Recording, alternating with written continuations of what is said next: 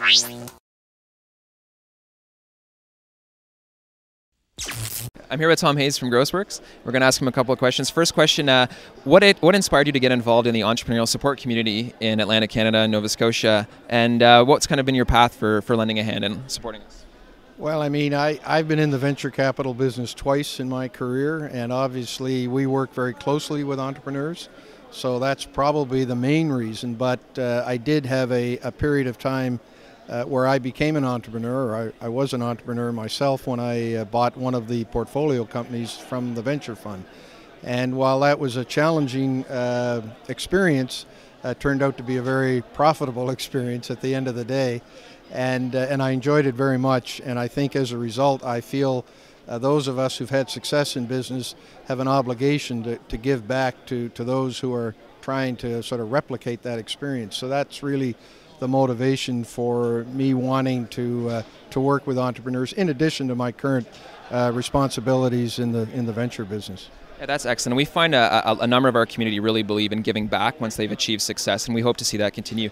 So the second question I've got, we're trying to identify across Canada a number of challenges that we think many entrepreneurs face, whether nationally, here at home in Nova Scotia. Do you have any idea for what some of those challenges might be and any possible solutions for them, or a major challenge you're aware of and a great innovative solution that you think will work?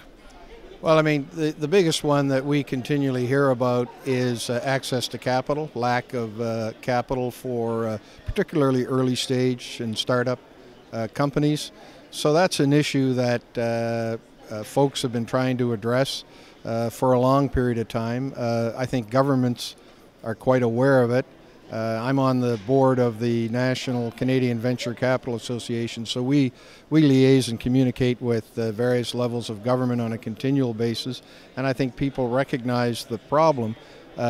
Governments across the country invest significant dollars in science and technology and programs at the university level to focus on research and development, but that link to commercializing that development is nebulous, to say the least.